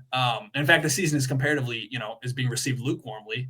But the point is that like you're so amped up that you just get unleashed and you're like a kid at the candy shop. You're like all over the place. And so then that means you brawl on Twitter. It happened with 48. It happened with 46. I'm sure there's some other 30, 20, 28. This is a long history of the even number season being crazy. Mm-hmm. Do you wish you were crazier on social media in your season? No. Actually, my season, I watched it from overseas, and I'm in England, and I'm in Oxford, and Oxford is like the poshest place on the planet. So I'd be like, oh, I'm actually on reality TV right now, and like some Earl would be like, oh, you are? How droll! Like they didn't give a shit. They were like, what is this? Not Earl Cole, right? Not Earl Cole, like like Earl Viscount, like somebody important and with lots of money, and they'd be like, reality television is that like Big Brother and they live in the house together and they have tattoos? And I'm like, well, it's not quite. Yeah, no tattoos at Oxford. And I'm like, it's not quite like that. But I mean, the damage is done. So I didn't feel like a celebrity at all. And I would talk with people from the season as it's airing, and they're like, oh yeah, I get recognized like 5 or 6 times a day. It's crazy. It's always awesome. Like it, you feel like a celebrity. And I felt very cheated. So. Yeah. I don't know if for me, there wasn't any reason to get crazy on social media. It's like if I won my Quiz Bowl tournament and I'm like on Twitter being like, I'm the best ever. I just won my regional Quiz Bowl meet. Like, nobody cared. All right. Sorry, too much of an answer. No, that was great. I always like to have the RHAP research team like, hey, what's going on with our guests? What else is new? And so this came across my desk. Okay, I want to ask you a question about this person that there's a hottie on Jeopardy that they call Hot Drew. Did you know about this? Of course I knew about this. Hot guy Drew? No, I know. And so I mean, first of all, this guy is great. He's so nice. He has my dream job.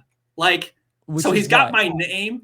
He's like he works for an editorial board at Washington Post. So he has my name. He's better looking than me. Everyone loves him, and he has my dream job.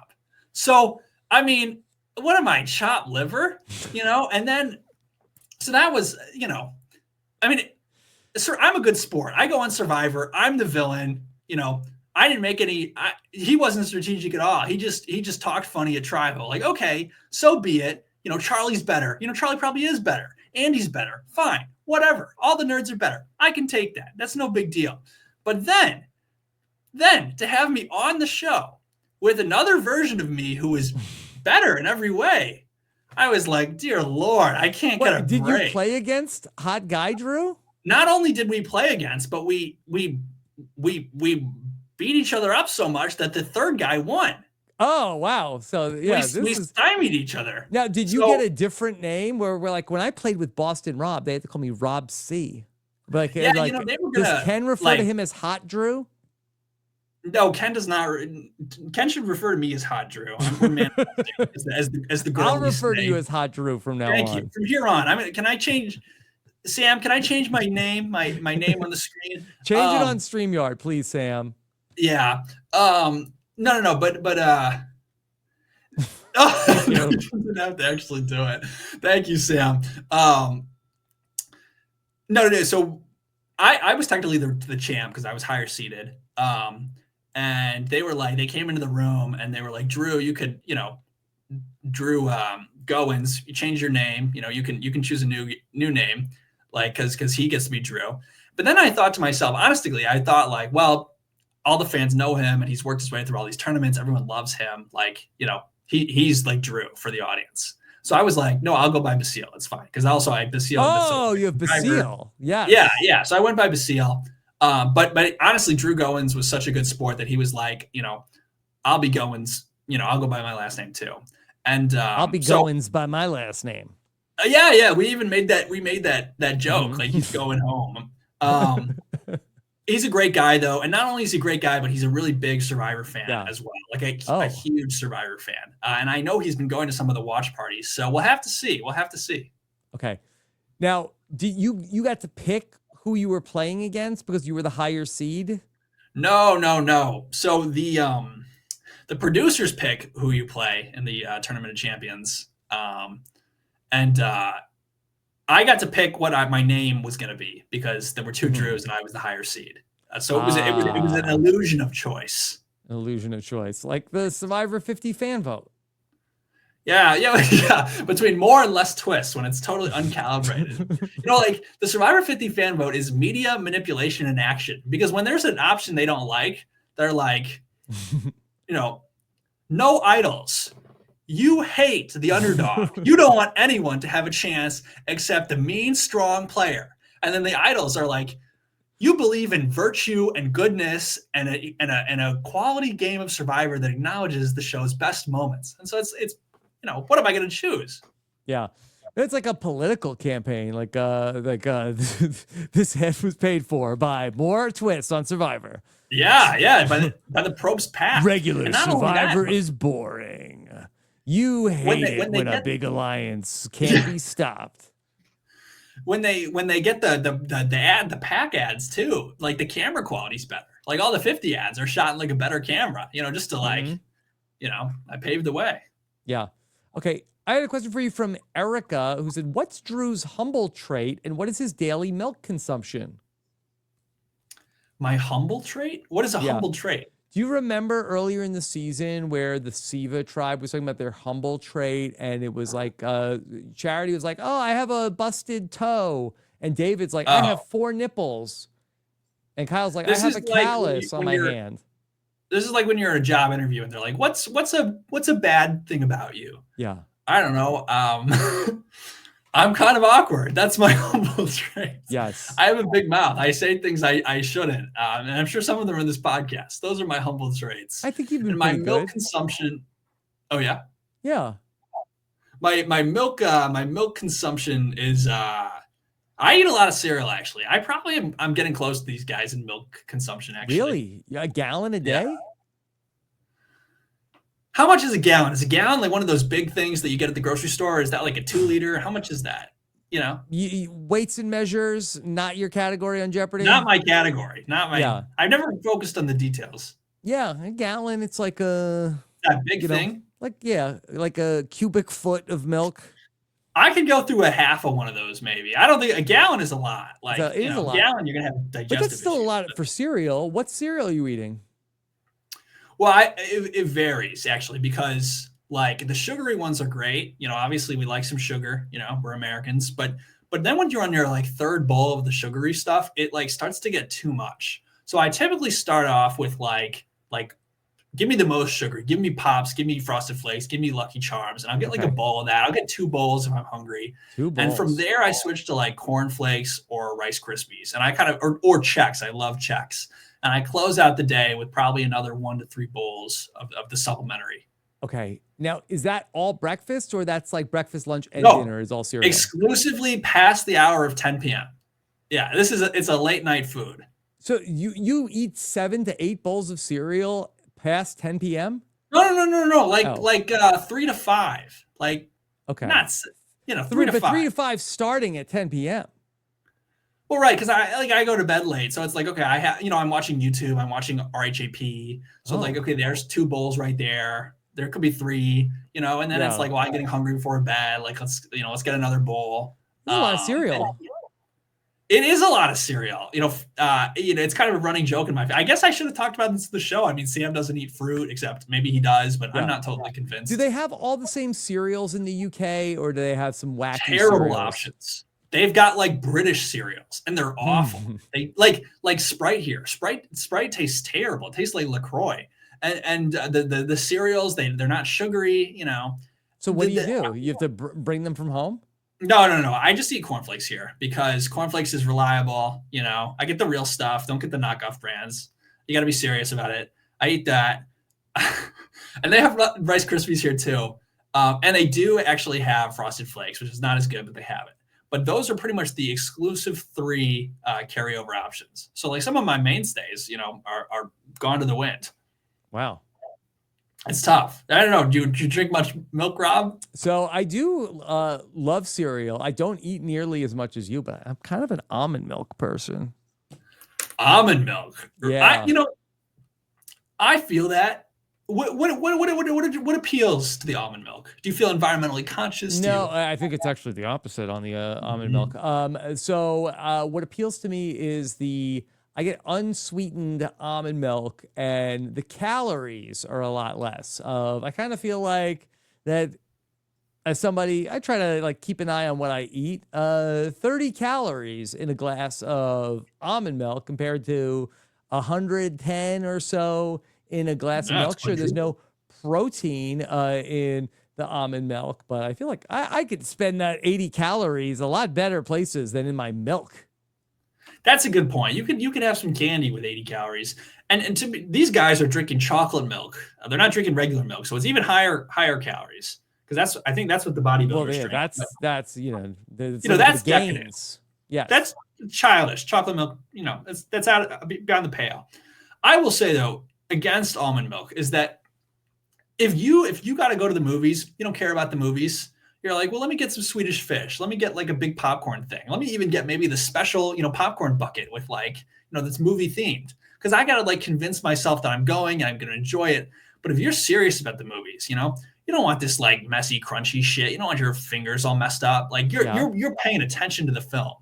That's kind of how I am about cereal. It's like, why do I need some extra little, taste or hors d'oeuvre to like get into the meat of what I love? To celebrate, to man the ship with Cap'n Crunch and. But so wait, that you feel like that the almond milk is like an extra like excitement? No. The milk is default. Milk, yes. It doesn't really taste like anything. It's just milk. You've been drinking it since you were born. It is what it is. And almond milk has got this like funny little taste to it where it's like a little bit like watery, but I don't know what it tastes like. It's a little thinner than the real stuff. I get vanilla almond milk also. That sounds good. I didn't know that was an option. I've kind of been doctrinaire on this, but stick to the classics is where I'm at. I don't judge almond milk. It's better than chocolate milk, but yeah. Okay. What else is on your mind, Drew? Survivor, otherwise, life? Not much else. I'm very excited for Survivor 50. I feel like it's a culmination of the show, and Yes. it's going to be emotional, honestly, seeing everybody, from all these eras, people, who I know and like being out there. Any hype for Survivor 49?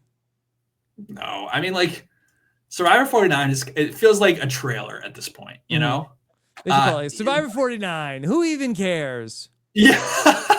No, but I mean, like, honestly, like, are you hyped for Survivor 49? I mean, what's the difference? I don't know. I don't know what they're doing for Survivor 49, but I kind of feel like the Survivor 49, and maybe they tried this with Survivor 39, was like, hey, like, let's just go like off the wall. Like, everybody's already thinking about 50. Like, we could really take some chances here on Survivor 49. Well, I don't know if you heard this, but there's like some country music star who got leaked on Twitter. He's going to be on Survivor 49. I don't even know how that happens, but I guess we'll find out soon enough if that is true or not. Yeah, I guess we will. I mean, that could be interesting. I don't have any inside information other than Twitter. Do you think they should have done some returning players in Survivor 49? Like could they have gone with like some like, hey, here's some sort of like off the wall returning players in Survivor 49, or is this like, hey, this is our last chance to get new people out here in a minute?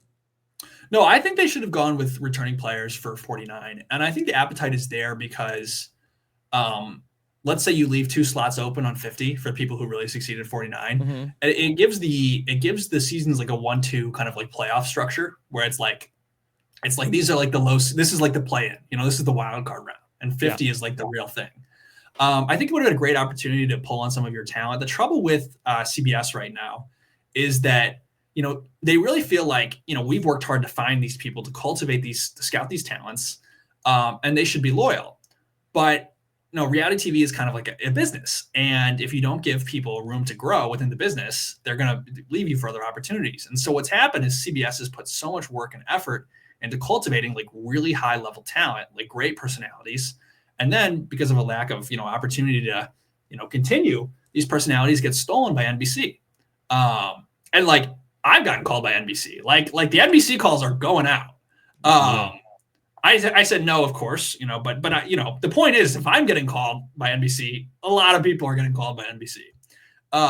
And so having another all-star season is like a good way of saying, well, like, CBS, the contestants, we really like CBS. We love CBS. We love the Survivor people. And having another all-star season would be a good way to kind of like further develop talent instead of, again, returning to like Sari and Boston Rob and the classics who might be a little played out. Mm-hmm. All right.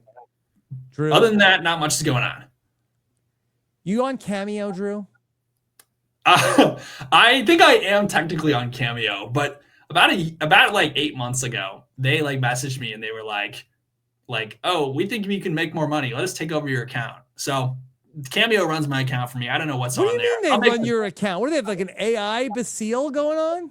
I don't know. No. I mean, like I respond to the messages. I make the videos. Oh. Like they control like the pricing and the advertising and stuff. Oh, okay. So I have a Cameo. You can make a video. Autopilot. Yeah. I forgot about that. I have a Substack. I have a blog, which some stuff should be going on soon. Oh, I should subscribe. Yeah, the quality is okay. I'm hoping to improve, but if you want Rob, and if you as viewers you like, and yeah, just finishing up grad school. That's what's going on with me. Let me see. Postcards from the Volcano. Is that you? That is me. It's a Wallace Stevens poem. That's hence the title. Is he a listener? No, I think he's dead. But he's the greatest 20th century American poet. R.I.P. You should look him up if you've made it this far in the episode. Mm-hmm. Yeah. Is he carrying the 21st century in terms of literature? Well, did I say 21st? I meant 20th. Oh, okay, good. Well, you said 20th is the best. Oh, yeah, 20th. No, he's definitely not carrying 20th century American poetry, which is great. 21st century American literature needs some carries. I mean, it's pretty bad out there. It's pretty dismal. But, Wallace Stevens is one of many great writers in the 20th. Yeah. Okay. Well, Drew Basile, always a treat. And I think you have such interesting takes about Survivor and the world. So I'm so happy that you're watching the shows and eating your cereal, and you come back anytime. Oh, I appreciate it, Rob. I love doing this. It's such a pleasure. I mean, it's really a full circle moment for me. I used to work at the Coney Island, which is a Detroit thing, but they're like diners. Oh. and I would, after my shift, eat food for the Coney Island. I would listen to RHAP. What did you do in the diner? What's up? What did you do at the diner? You were a waiter? Oh, I made pizzas. So I would make pizzas and then I would go next door to the Coney Island and I would listen to RHAP. So that's the fact check. But anyways, all through middle school, and I started working at the pizza place in high school, but high school. And so it was said, to get to come on the show, such a full circle moment for me. I'm always happy to be here. And I really appreciate it. Yeah. All right. Well, such a delight for me as well. Would love to hear what you all thought in the comments. We've got an old school interview. I've been doing I talked to a new school person on Thursday and do an old school interview. Had a great one with Sandra last week. Kelly Wentworth will join me on Monday. So be on the lookout for that. Patrons, I'll be taking your questions live at 3 p.m. Eastern on the RHAP Q&A. You can sign up for that and check out my Heroes versus Villains rewatch with Josh Wigler.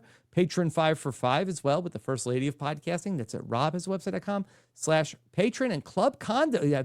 Drew, did you know about Club Condo? What the hell is Club Condo? Jeff is talking about it. It's a part of Survivor now. I don't trust Club Condo. This is some secret LA thing that you get famous enough and you get invited to. And we don't know, but we're not invited to Club Condo. Is it like the Starbucks underneath the city in the tunnels that I've seen Bill Posley talking about on TikTok? What? Look that one up. Okay, I'll check it out. LA is a crazy ass place. There easily could be a Starbucks under that city. There's a TikTok where it's I don't know, it's like some conspiracy theory show, and it's like, hey, you ready? You ready for this? And it's it's Bill Posley from Survivor One World, who I think has gone on to have a big Hollywood career. Bill Posley, I think he's a writer for something, and he's talking about how he used to work at the Starbucks that's underground, that and he would and he it says was it Jerry Seinfeld's coffee order? I don't know. Yeah. I mean, is it in a parking garage or is it is there underground? No, he says there's that's how he's you ever notice how you never see any celebrities in traffic in LA? They're all in the tunnels underneath the city. And there's a Starbucks that they don't have to pay. And Bill Posley said he used to work there. You know what's crazy is I actually just read a novel recently, which was terrible. But it was a recent novel, Gabrielle Zevin or something. They're making it into a movie. I forget what it's called. I can look it up.